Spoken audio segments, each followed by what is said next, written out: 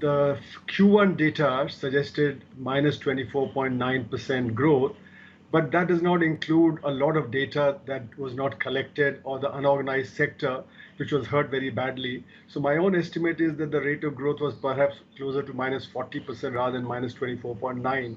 And the reason is the unorganized sector. And that is what is the problem that the Indian economy faces, because 94% people are employed in the unorganized sector and their incomes have gone down. And because capacity utilization has been low and consumer confidence is low, therefore investment is down very badly in the economy. And the interesting thing is that the RBI for the first time has given data on growth and on inflation, which for the last 6 months was not coming from the official figures.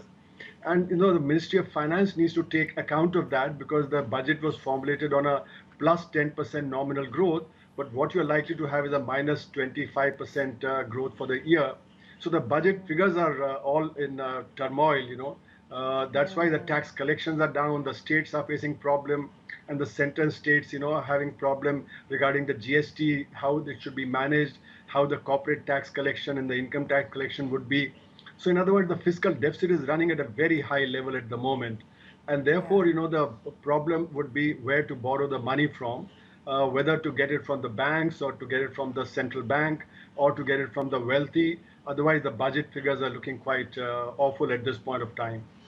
Yeah, I just want to remind our viewers that the budget was laid out in late Jan, early Feb 2019, that is, or rather 2020, which of course then made the whole situation very confusing with the COVID-19 hitting the economy hard come March. But Mr. Kumar, I do want to get your thoughts in on how much help can the economy get from the upcoming festive season, from consumption trends picking up over the course of the next 3 months?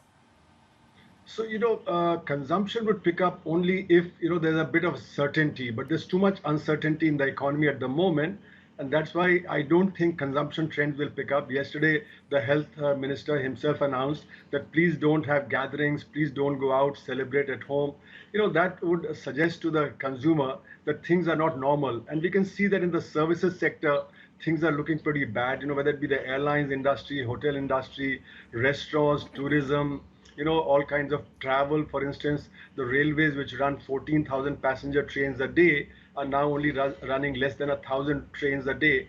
So in other words, the services sector, which is 55% of GDP, is not doing very well at all. Manufacturing has picked up to a certain extent, but it's not very clear whether that would continue if the consumer sentiment remains down. And the RBI in its report recently suggested that the consumer sentiment at the moment is very down. Maybe a year later, people expect things to pick up, but not at the moment.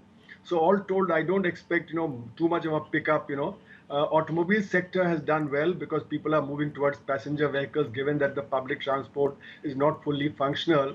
Like in Delhi, the metro, which was restarted a little while back, is only seeing less than 50% of the passenger traffic it used to see.